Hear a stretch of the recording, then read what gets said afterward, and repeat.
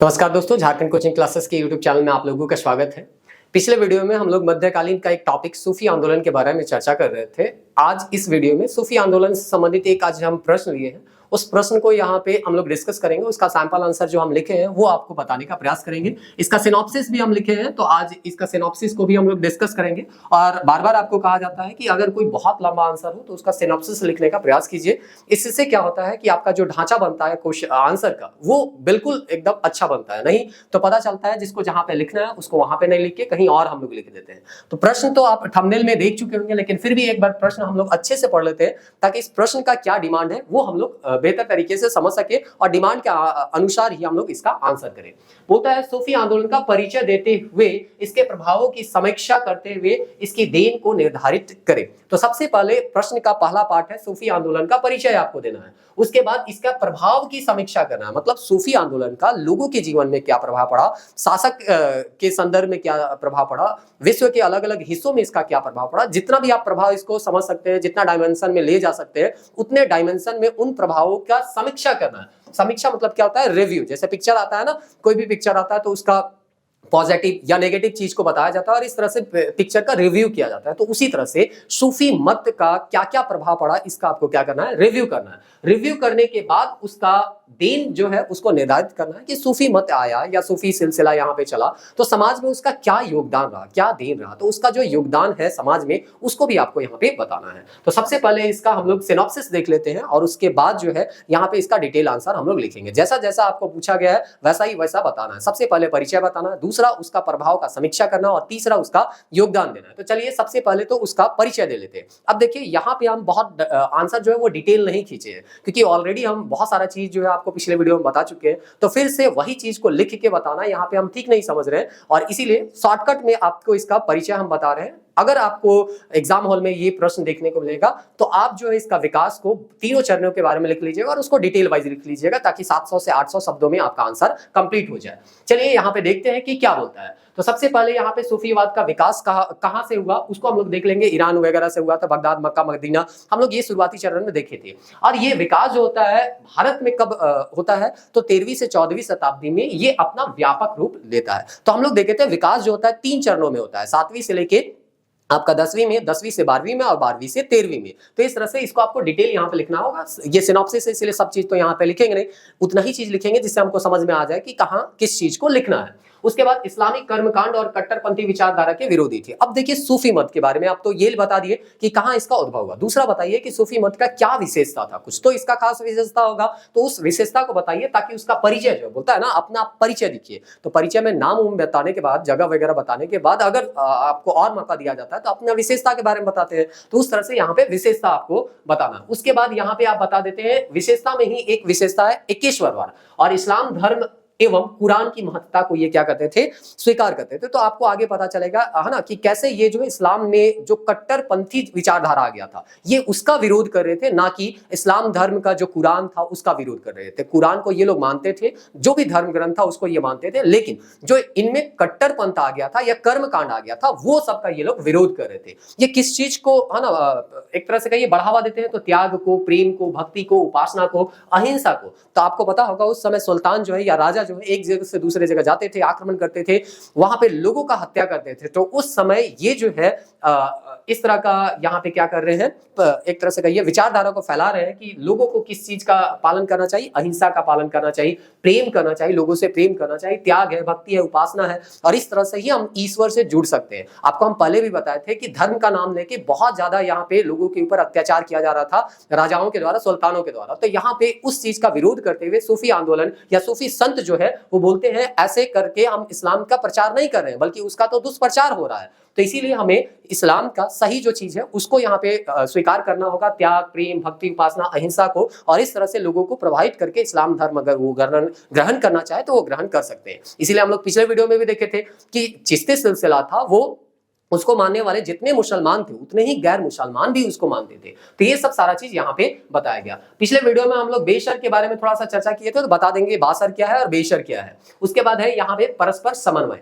अब यहाँ पे परिचय हम दे दिए। अब परिचय के बाद यहाँ पे क्या प्रभाव पड़ा, समाज में क्या प्रभाव पड़ा, उसके बारे में हम लोग यहाँ पे थोड़ा सा क्या करेंगे, डिस्कस करेंगे। तो समाज में प्रभाव कैसे पड़ेगा, उनका जो विचारधारा उसको हम देखेंगे। विचारधारा सही तो समाज में क्या होता है, उसका किसी न किसी तरह से प्रभाव पड़ता है। तो गुरु का महत्व क्या था, नाम स्मरण है, प्रार्थना है, ईश्वर के प्रति प्रेम है, व्याकुलता और विरह की अवधारणाएं है, सांसारिक क्षणभंगुरता है, जीवन की सरलता है, सच्ची साधना है, मानवता से प्रेम है, ईश्वर की एकता और व्यापकता है। और इस तरह से ये इसका हम कह सकते हैं प्रभाव है। इसी में हम लोग इसका समीक्षा करेंगे, थोड़ा सा पॉजिटिव नेगेटिव, बहुत ज्यादा तो नेगेटिव नहीं ढूंढेंगे, पॉजिटिव चीजों को ही यहाँ पे हम बताने का प्रयास करेंगे। उसके बाद लास्ट में आपको प्रश्न में क्या पूछा गया था, पहला पूछा गया था आपका परिचय, दूसरा पूछा गया था उनका जो प्रभाव है उसका समीक्षा करना, और तीसरा पूछा गया था योगदान या देन। तो योगदान क्या है, उर्दू भाषा के विकास में सूफी आंदोलन या सूफी संतों का बहुत बड़ा योगदान रहा, क्षेत्रीय भाषाओं का विकास करने में आपका इनका योगदान रहा। और ये लोग जो है समा को मानते थे, कव्वाली करते थे, गीत करते थे और इस तरह से ईश्वर से जुड़ने का प्रयास करते थे। तो संगीत का भी इनके माध्यम से बहुत ज्यादा क्या होगा, विकास होगा। अब चलिए इसको एक एक करके हम डिटेल यहाँ आपको लिख के जो आंसर लिखे हैं उसको हम बताने का प्रयास करेंगे। तो उम्मीद करते हैं थोड़ा सा ये आप पहला पैराग्राफ को समझ लिए होंगे कि परिचय देंगे, तो परिचय को यहाँ पे हम लोग क्या करते हैं, पढ़ते हैं। तो चलिए सबसे पहले इसका इंट्रोडक्शन पढ़ते हैं। और ये इंट्रोडक्शन हम पिछले वीडियो में जस्ट बताएं, तो बहुत ज्यादा इसको हम नहीं ना टाइम लेंगे इसमें। उम्मीद करते हैं ये सब सारा चीज आपको आता ही होगा। पिछला वीडियो अगर आप देखेंगे तो सूफी 19वीं शताब्दी में मुद्रित एक अंग्रेजी शब्द है। पिछला वीडियो में आपको बताया था ये सूफीवाद जो है अंग्रेजी शब्द है। इस सूफीवाद के लिए इस्लामी ग्रंथों में जिस शब्द का इस्तेमाल हुआ वो है तसव्वुफ। तो ये सब पिछले वीडियो में जस्ट पिछले वीडियो में या कल के वीडियो में हम लोग चर्चा कर चुके हैं, तो इसको बहुत ज्यादा आपको एलोबरेट करने का आवश्यकता नहीं है। इस्लामी देशों में सूफी मान्यताओं का विकास जो है 7वीं से 13वीं शताब्दी के बीच हुआ। यहीं पे अगर आप चाहे तो इसको एलोबरेट कर सकते हैं, 700 से 800 शब्दों में अगर लिखना होगा या 1000 शब्दों में लिखना होगा, तो यहाँ पे आप लिख सकते हैं कि 7वीं से 13वीं शताब्दी में हुआ और ये 3 चरणों में हुआ। और तीनों चरणों के बारे में जो आपको पिछले वीडियो में बताया था, हर चरण का आप थोड़ा थोड़ा विशेषता लिख दीजिए, तो आपका आंसर जो है वो थोड़ा सा लंबा चला जाएगा। वो चीज हम ऑलरेडी बता चुके हैं वहां पे, इसीलिए यहाँ पे हम इसको नहीं बता रहे हैं। अगर आपको लंबा आंसर लिखना होगा तो आप पिछले वाला वीडियो देख लीजिएगा, वहां से आप इसको लिख सकते हैं। तो 7वीं से 13वीं शताब्दी के बीच हुआ।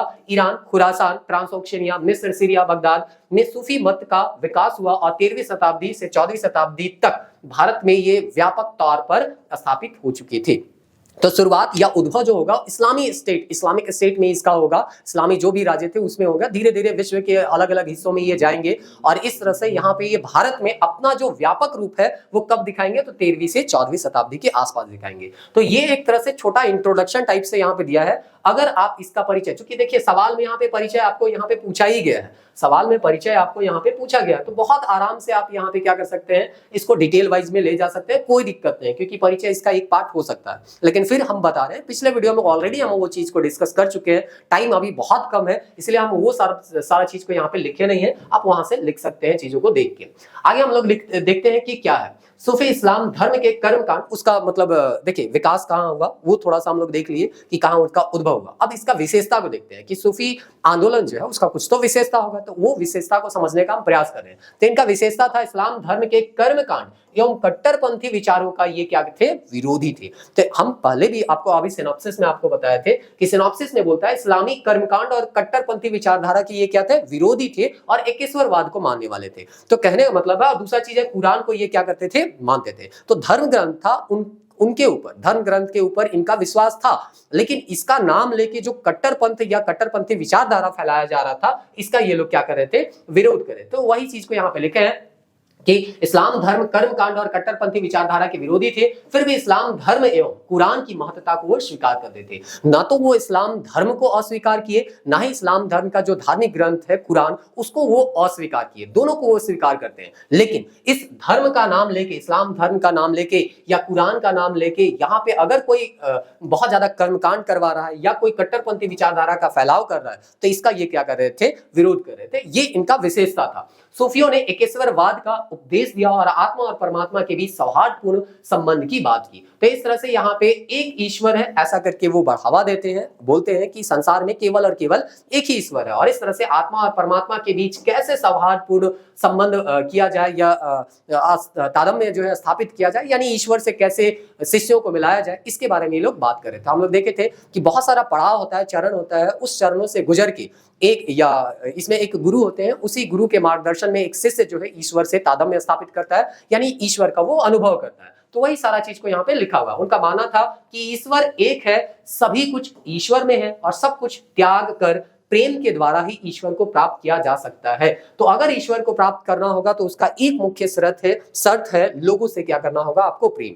और जैसा कि आपको बताया उस समय सुल्तानों का काल था और सुल्तान जब एक जगह से दूसरे जगह जाते थे युद्ध के दौरान कई लोगों को वो मारते थे, कई लोगों की हत्या कर देते थे और इस्लाम धर्म का नाम लेके भी कभी कभी हत्या किया जाता था। और इसीलिए सूफी आंदोलन के जो प्रवर्तक थे या सूफी संत जो थे वो हमेशा ये कहते थे कि इस्लाम का नाम लेके अगर किसी का आप हत्या कर रहे हैं तो ये गलत बात है। इस्लाम कभी भी किसी का हत्या करने के लिए या हिंसा को बढ़ावा नहीं देता है। यहाँ पे आपको बोला जा रहा है कि अगर ईश्वर से आपको जुड़ना है तो ईश्वर से जुड़ने के लिए लोगों से क्या करना पड़ेगा, प्रेम करना पड़ेगा। जब तक आप लोगों से प्रेम भाव से नहीं बात कीजिएगा, त्याग भावना नहीं रखिएगा, तब तक आप ईश्वर से जुड़ नहीं सकते। तो इस तरह से जो हिंसा था उसका ये विरोध कर रहे थे, कर्मकांड का विरोध कर रहे थे और जो भी गलत विचारधारा फैलाया जा रहा था इस्लाम में उसका ये विरोध कर रहे थे। ये सारा चीज आपको यहाँ पे बता देना है। आगे बोलता है ईश्वर को आकर्षित करने के लिए नाच गाना और कव्वाली पर भी बल दिया। तो ये समा उसमें हम लोग बोले थे एनसीईआरटी या दूसरे ऑथेंटिक बुक में इसको समा बोला गया, एनसीईआरटी में पता नहीं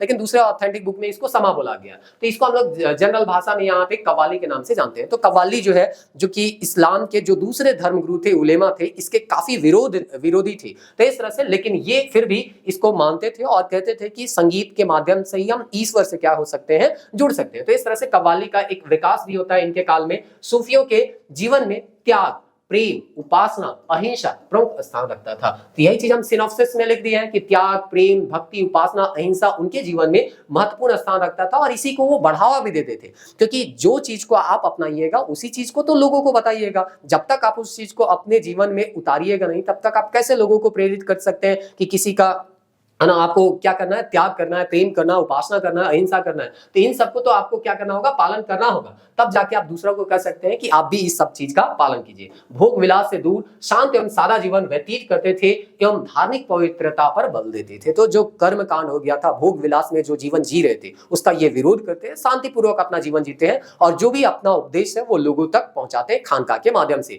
आपको बताया गया था कि खानका इन लोगों का था जिसके माध्यम से ये लोग जो है अपने शिष्य को अपना जो भी उपदेश है उसको देते थे, मतलब इनका जो भी उपदेश होता था उनको वहां पे देते थे। सूफीवाद अनेक संप्रदायों में बटे हुए थे, परंतु सूफी संप्रदाय को मुख्यतः दो भागों में विभक्त किया जा सकता है। तो सूफी संप्रदाय तो हम देख ही सक रहे थे कि सूरावर्दी था, चिश्ती था, कादरी था, फिर यहाँ पे आपका नक्शबंदी था। इस तरह से कई संप्रदाय आपको देखने को मिलेंगे जिसमें एक गुरु होते थे और उसके बाद उसके कई सारे शिष्य होते थे। यहां तक हम लोग देखे थे कि एक संप्रदाय या एक सूफी जो एक तरह से कहते हैं मत है उसका धीरे धीरे कई मत में वो बढ़ जाते थे। तो इस तरह से यहाँ पे सूरावर्दी का ही आपको एग्जांपल दिया गया था। तो टोटल जो सूफी संप्रदाय है उसको दो कैटेगरी में आपको बताया गया है, बासर और बेसर। तो जैसे कि आपको सिनॉप्सिस में हम बताए थे कि अगला हम लोग यहाँ पे सूफी आंदोलन में बासर और बेसर, यहाँ बासर और बेसर करके यहाँ पे उसको यहाँ पे एक्सप्लेन करना है। तो चलिए देख लेते हैं कि बासर क्या है और बेसर क्या है। तो यहाँ पे बोला जाता है दो संप्रदाय में एक संप्रदाय जो होता था जिसको हम लोग बासर करते थे, उनका मुख्य विशेषता ये था कि इस्लामी कानून को मानने वाले थे। तो इस तरह से ये जो है इस्लाम कानून जो कि सरिया आपको बताया गया था, पिछले वीडियो में हम आपको बताए थे, शुरुआत में ही बताए थे, तो सरिया को ये लोग क्या करते थे, मानते थे। लेकिन जो बेसर थे वो लोग जो है इससे मुक्त थे, यानी कि सरिया कानून को, इस्लामी कानून को ये लोग मानते नहीं थे और इसीलिए इसको अवैध संप्रदाय के रूप में भी जाना गया। और ये चीज सूरावर्दी सिलसिला के संदर्भ में आपको हम बता भी रहे थे। तो इस तरह से बेसर के बारे में तो उल्लेख हुआ था, बासर के बारे में ज्यादा उल्लेख नहीं हुआ था, क्योंकि बेसर जो था उसके बारे में हम बता दिए थे। बाकी जितने भी है वो तो कुरान में ऐसे भी विश्वास करते थे, हसीद में वैसे भी विश्वास करते थे, तो इस तरह से या सरिया में विश्वास करते थे। तो इसलिए वो सभी के सभी बासर थे। एक दो जो होगा जो कि कुरान को नहीं मानेगा, या हो सकता है सॉरी यहाँ पे जो कानून है, इस्लामी कानून है, उसको नहीं मानेगा, सरिया को नहीं मानेगा, तो उसको हम लोग बेसर के नाम से जानते थे। प्रमुख सिलसिलों में चिश्ती हो गया, सूरावर्दी हो गया, कादरी हो गया, नक्शबंदी हो गया, ये सब आपका जितना भी नाम एक दो नाम याद होता है वो नाम आप लिख सकते हैं। तो इस तरह से हम लोगों का पहला पार्ट जो है एक तरह से खत्म हो गया। जो इसका परिचय देना था वो हम दे दिए, जिसमें इसका उद्भव दे दिए, इसका विशेषता दे दिए और उसके बाद इनका सूफी संत का क्या विशेषता वो भी हम बता दिए। दो संप्रदाय में इसको बांट सकते हैं, बासर और बेसर, इसको हम लोग यहाँ पे बता दिए। अब यहाँ पे हम लोग देखेंगे इनका प्रभाव और प्रभाव का समीक्षा हम लोग थोड़ा बहुत यहाँ पे करने का प्रयास करेंगे। तो ये सब परस्पर समन्वय वगैरह जो है ये सब इनका थोड़ा बहुत प्रभाव होगा समाज में। तो भक्ति आंदोलन को सूफियों ने कहां तक प्रभावित किया, यह विवादास्पद प्रश्न है। तो देखिए यहाँ पे प्रभाव में हम सीधे थोड़ा सा चले जा रहे हैं। देखिए और भी इसको अच्छे से लिखा जा सकता था, लेकिन हड़बड़ी में थोड़ा सा लिखने के चक्कर में केवल हम यहाँ पे भक्ति आंदोलन को थोड़ा सा कैसे प्रभावित किया उसमें चले गए। और भी अगर इसको जाते तो हम और भी यहाँ पे लिख सकते थे कि किसको किसको प्रभाव पहुंचाया। लेकिन चलिए ठीक है, भक्ति आंदोलन को क्या प्रभाव ये पहुंचाता है उसके बारे में हम थोड़ा बहुत बताते हैं, और उसके बाद जो है अगर आपके पास समय रहेगा तो दूसरे पक्ष को भी आप देखिएगा और उसमें क्या प्रभाव पड़ा उसका समीक्षा आप कर सकते हैं। तो सबसे पहले यहाँ पे दिया गया भक्ति आंदोलन को सूफियों ने कहां तक प्रभावित किया, इसको लेके विवादास्पद प्रश्न है। कुछ इतिहासकारों के अनुसार शंकराचार्य अद्वैत्व और रामानंद की भक्ति का इस्लाम में गहरा प्रभाव पड़ा। तो कुछ इतिहासकार मानते हैं कि जो शंकराचार्य थे उनका अद्वैतवाद में सूफी संत का या सूफियों का प्रभाव रहा था, सूफी जो विचारधारा था उनका प्रभाव रहा था। रामानंद जो कि भक्ति आंदोलन से संबंधित है ना, उनके भक्ति में भी इस्लाम का गहरा प्रभाव पड़ा था, ऐसा यहाँ पे बोला जा रहा है। कुछ अन्य इतिहासकारों के अनुसार 12वीं शताब्दी के पूर्व इस्लाम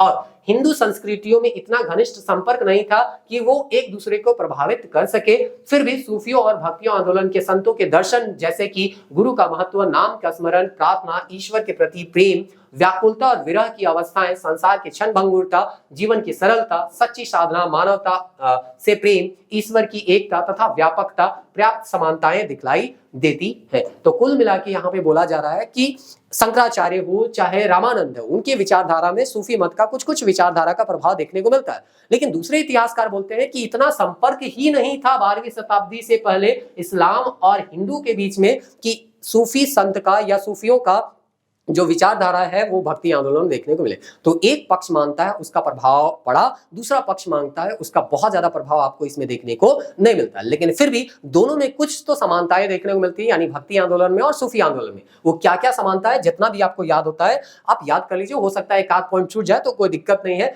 सबसे पहले गुरु का ये लोग महत्व है ना, सूफी संत में भी गुरु का महत्व था, अब भक्ति आंदोलन में भी गुरु का महत्व देखिएगा, नाम स्मरण, वहां पे भगवान का नाम जपना, उस तरह से यहाँ पे भी आपको देखने को मिलेगा। प्रार्थना करते थे, अपने को लीन कर देते थे, ईश्वर में पूरा डुबा देते। मीराबाई का आप एग्जांपल जानते हैं, ईश्वर के प्रति प्रेम है ना, और व्याकुलता, उनसे मिलने का व्याकुलता, विरह है ना, दुख करते थे, पूरा संसार को वो छोड़ देते थे। इस तरह से है संसार की क्षण भंगुरता, यहाँ कुछ नहीं है, मोह माया से हमको दूर जाना है ना, अपने आप को समर्पित कर देना भगवान को, वो सब सारा चीज दिखा रहे हैं। जीवन की सरलता, अपना जीवन को इतना सरल बना दीजिए कि कर्म कांड किसी तरह का नहीं करना है, पूजा पाठ जो कर्म कांड यहाँ पे फैल गया था उन सब से दूर रहना है और सीधे ईश्वर से जुड़ना है। तो जुड़ने के लिए बहुत ही सरल तरीका को ये लोग अपनाते थे, चाहे वो भक्ति आंदोलन हो चाहे वो सूफी आंदोलन। सच्ची साधना करना, मानवता से प्रेम करना, यानी कि किसी का हिंसा वगैरह नहीं करना, और ईश्वर की एकता तथा व्यापकता कि ईश्वर जो है वो एक है, सभी है, ऐसा नहीं है कि ईश्वर का नाम को लेके आपस में ये लड़ भिड़ रहे हैं, वैसा भी नहीं करना।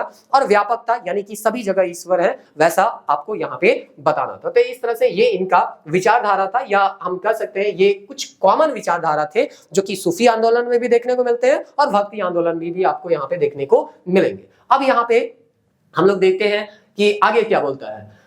व्यापकता, पर्याप्त समानताएं दिखलाई देती हैं। वस्तुतः सूफियों और निर्गुण संतों की आस्था धर्म तथा समाज के कर्म कांडों में न रहकर भावनात्मक एवं साधनात्मक रहस्यवाद में रही थी। तो इस तरह से ये लोग जो निर्गुण है, जो कि कोई एक मूर्त रूप नहीं लेते हैं भगवान का, जैसे कबीर है तो वो मूर्त रूप लेके है ना नहीं भगवान पे विश्वास करते हैं, तो वो चीज निर्गुण संत के अंतर्गत आता है। शगुन वाले एक मूर्त रूप लेते हैं, चाहे वो कृष्ण हो, वैष्णव हो, जो भी है।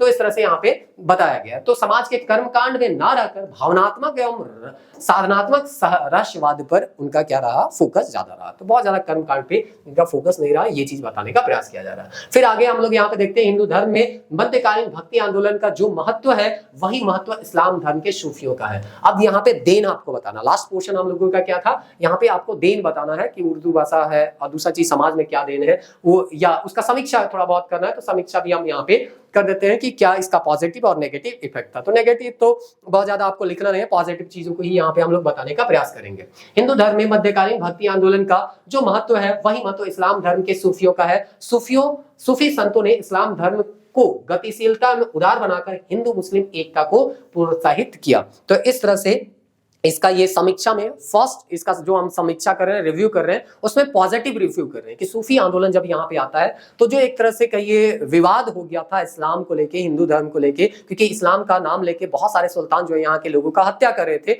इस्लाम में कन्वर्ट करवा रहे थे। तो इस बीच में एक सूफी आंदोलन आता है और उनका जो इस्लाम का जो मूल ज्ञान था या पैगंबर मोहम्मद का जो ओरिजिनल एक तरह से कह सकते हैं ज्ञान था, जो कि कर्म कांड से दूर था और कट्टरपंथी विचारधारा से दूर था, उन सब से अवगत कराने का प्रयास करेंगे और धार्मिक सहिष्णुता को वो बढ़ावा देंगे और हिंदू मुस्लिम एकता को वो क्या करेंगे, बढ़ाएंगे। जनसाधारण से संपर्क रखने से, उनके कष्टों को समझने एवं दूर करने की प्रवृत्ति से सूफी संत हिंदू और मुसलमानों में समान रूप से लोकप्रिय हुए। तो इस तरह से ये जो है, ऐसा नहीं है कि शासक वर्ग की तरह हमेशा शाही दरबार में वो रहते थे, आम जन का क्या जीवन है उससे कोई लेना देना इनको नहीं था, ऐसा नहीं था। ये यहाँ वहां घूमते रहते थे, जितने मुसलमान के संपर्क में रहते थे उतने ही गैर मुसलमान के संपर्क में रहते थे, और इस तरह से सभी के दुखों को, चाहे वो मुसलमान का दुख हो, आम जनता का, चाहे वो गैर मुसलमान का दुख हो, सबको ये समझते थे और सबका जो उपाय है वो निकाल के ये थोड़ा बहुत बताने का प्रयास करते थे। यानी कि जो ग्रास रूट का हम कह सकते हैं, जो लोग थे उनसे ये घुले मिले थे, अर्थात उनका जो समस्या है उनको वो समझते थे, और उसी तरह से ये लोग जो है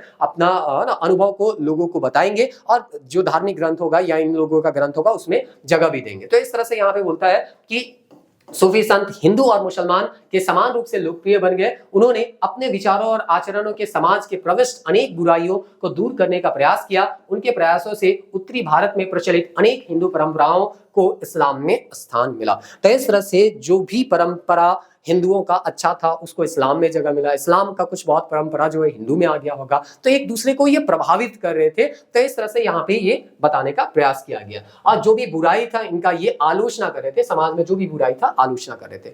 तो रिव्यू जब हम कर रहे हैं तो यहाँ पे पॉजिटिव चीजों को ही यहाँ पे बता रहे हैं, एक तरह से रिव्यू भी हो गया, इसका देन भी हो गया, दोनों आप यहाँ पे समझ सकते हैं। अधिकांश सूफी संत शासक वर्ग से अपने को अलग रखते थे, सूरावर्दी वाला तो नहीं रखे थे लेकिन चिश्ती सिलसिला में रखा गया था। अंतिम होते होते जब दक्षिण में चले जाते हैं तो फिर से ये गुलबर्गा से बीदर जब जाता है तो वहां पे बहमनी साम्राज्य में आप देखिएगा सूफी संत जो है वहां के सुल्तानों से संपर्क रखना फिर से शुरू कर देते हैं। तो ठीक है, कहीं पे रखता है कहीं पे नहीं रखता है। इसके विपरीत वे समाज के शोषित वर्गों से सहानुभूति रखते थे। तो यहाँ पे राजा से नहीं बल्कि आम जनता से ये ज्यादा संपर्क रखते थे, उसके बारे में बताया गया। उन लोगों ने समाज के सभी वर्गों एवं धर्मों के लोगों के बीच समानता और बंधुता की भावना का प्रचार प्रसार किया। तो छुआछूत का भावना उस समय मध्यकाल के पूर्व मध्यकाल में आप देखिएगा बहुत ज्यादा बढ़ गया था। तो इस चीज को छुआछूत समाज में है ना, एक दूसरे से यहाँ पे ऊंचा नीचा करके देखना, तो ये जो भी चीज है इससे है ना, इसका ये विरोध कर रहे थे और समानता और बंधुत्व की भावना को ये बढ़ाने का प्रयास कर रहे थे। सूफियों के सहिष्णुता मार्ग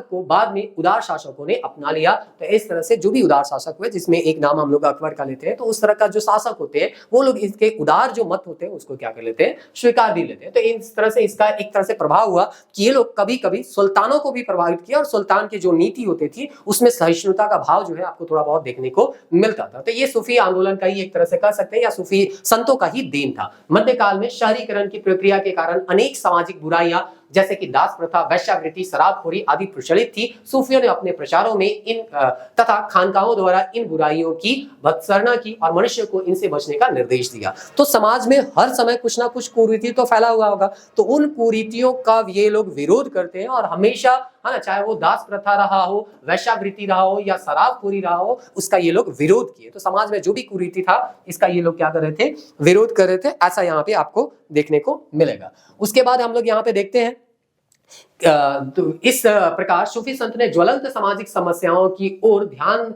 देकर समाज सुधार का भी कार्य किया। तो इनका एक योगदान ये भी था कि उस समय का जो ज्वलंत मुद्दा था उसको ये लोग ध्यान में दिए, ध्यान में रखे और समाज सुधार का ये लोग कार्य किए और इस तरह से समाज सुधार में अपना योगदान दिए।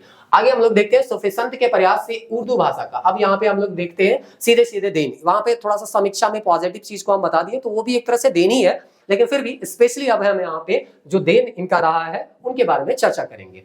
तो यहाँ पे देखते हैं कि क्या बोलता है उर्दू भाषा के बारे में। सूफी संत के प्रयास से उर्दू भाषा का जन्म एवं विकास संपर्क भाषा के रूप में हुआ। आगे जब उर्दू भाषा का विकास हम लोगों को पढ़ना भी है, तो इस तरह से हम लोग देखेंगे कि जो फारसी भाषा यहाँ पे था वो लोग यहाँ पे आएंगे और आने के बाद जो है यहाँ के लोगों का या यहाँ का जो बोली है उनके साथ वो मिक्सअप हो जाएगा और एक नया भाषा उभर के आएगा जिसको हिंदी बोलेंगे और यही आगे चल के उर्दू भाषा का रूप लेगा। तो ये संपर्क भाषा मतलब वहां के जो लोग थे अलग भाषा बोलते थे, फारसी बोलते थे, यहाँ के लोग जो है कोई ना आपका ब्रज बोल रहा है, कोई अवधी बोल रहा है, कोई हरियाणवी बोल रहा है, तो इस तरह से दिल्ली के आसपास कई अलग अलग बोली बोले जाते हैं। तो उन्हीं के संपर्क से एक नया भाषा उभर के आएगा जिसको हम लोग उर्दू के नाम से जानते हैं। सूफियों ने उर्दू में अनेक महत्वपूर्ण ग्रंथों की रचना की। उर्दू के अतिरिक्त अन्य भाषाओं जैसे कि पंजाबी, गुजराती, अवधी, ब्रज भाषा में अनेक रचनाएं हुई। इससे क्षेत्रीय भाषाओं के साहित्य का समुचित विकास हुआ। तो न केवल उर्दू में बल्कि पंजाबी में, गुजराती में, अवधी में और ब्रज भाषा में भी अनेक यहाँ पे रचनाएं हुई। और इस तरह से केवल उर्दू का ही विकास नहीं हुआ बल्कि क्षेत्रीय भाषाओं का भी यहाँ पे क्या होगा, विकास होगा, ऐसा यहाँ पे बताया गया।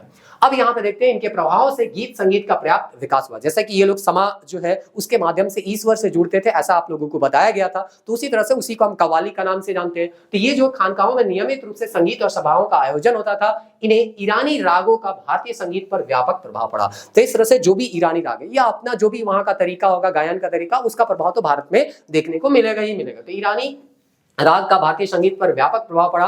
संगीत के साथ साथ इन्होंने इस्लाम धर्म को एक नए रूप में रखा जिसमें शासकों की कट्टरता और धर्मांता नहीं थे। इस्लाम गुणों का प्रचार कर इसे भारत में व्यापक बनाने का सूफियों ने काम किया। तो इस तरह से देखिए कई सुल्तान जो है इस्लाम का नेगेटिव एक तरह से इफेक्ट जो है समाज में डाल चुके थे। लोगों के मन में इसके प्रति नेगेटिव भाव आ गया था कि इस्लाम का नाम लेके कई शासक जो है यहाँ पे बर्बरतापूर्ण कार्य कर रहे थे। लेकिन सूफी संत जब आएंगे तो इस्लामों का एक दूसरा पक्ष से इनका एक तरह से कहिए रूबरू होंगे, ये दूसरे पक्ष से रूबरू होंगे और बहुत सारे लोग जो है इनसे प्रभावित भी होंगे। तो इस तरह से जो शासक के द्वारा कट्टरता और धर्मांधता यहाँ पे फैलाया गया था उसका ये क्या करेंगे, एक तरह से कहिए खंडन करेंगे और सूफी आंदोलन को बढ़ाएंगे और इस्लाम का जो सही पक्ष है, अहिंसा का, प्रेम का, त्याग का, उपासना का, ईश्वर से जुड़ने का, वो सबको यहाँ पे बताने का प्रयास किया जाएगा। चलिए अब इसका आंसर को अंत करते हैं और यहाँ पे हम लोगों का ये खत्म हो जाएगा। इस प्रकार भक्ति आंदोलन के संतों के ही समान सूफियों ने भी तात्कालिक धार्मिक, सामाजिक और सांस्कृतिक क्षेत्र में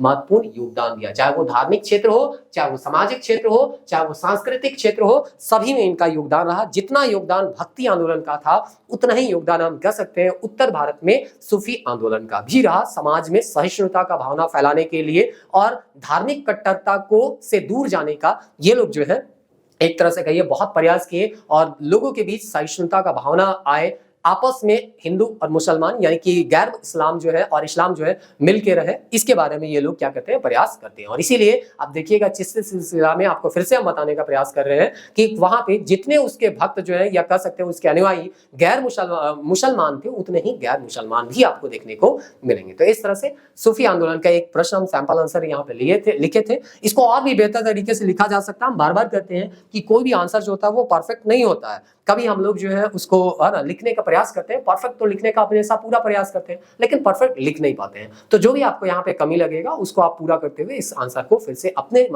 से भी इसको क्या कर सकते हैं, लिख सकते हैं। मिलते हैं नेक्स्ट वीडियो में, वहां पे हम लोग भक्ति आंदोलन के बारे में चर्चा करेंगे। प्रयास करें जल्दी से जल्दी हम इस टॉपिक को कंप्लीट कर दें मेडिवल हिस्ट्री का। बाकी अगर कोई एक आध सब्जेक्ट का टॉपिक हमको टाइम मिलेगा तो वो भी हम बताने का प्रयास करेंगे। टाइम का कमी होने के चलते बहुत कुछ हम बताना चाहते हैं लेकिन बता नहीं पा रहे हैं क्योंकि यहाँ पे टाइम इतना लिमिटेड है कि खुद को भी थोड़ा बहुत तैयार करना हो और इतना टाइम नहीं होता है कि चीजों को रिकॉर्ड करे और सारा चीज को नोट्स वगैरह बना के आपको बताया जाए। क्योंकि यहाँ पे हम लोग ज्यादा टाइम खींचते नहीं, ऐसा नहीं है कि यहाँ पे आए और उसके बाद धीरे धीरे करके आधा घंटा का चीज हमको 1.5 घंटा खींच रहे हैं, वैसा नहीं है। बहुत ही कॉम्पैक्ट तरीके से आपको चीजों को बताया जाता है। कम से कम समय में ज्यादा से ज्यादा चीज को हम लोग यहाँ पे ऑर्गेनाइज करके आपको बताने का प्रयास कर रहे हैं। उम्मीद करते हैं वीडियो को जब यहाँ तक आप देख रहे हैं तो इससे आपको लाभ हो ही रहा होगा, तब वीडियो को आप अंत तक देख रहे हैं, नहीं तो आप पहले ही इसको स्किप कर चुके होते हैं। मिलते हैं नेक्स्ट वीडियो में, तब तक के लिए जय हिंद।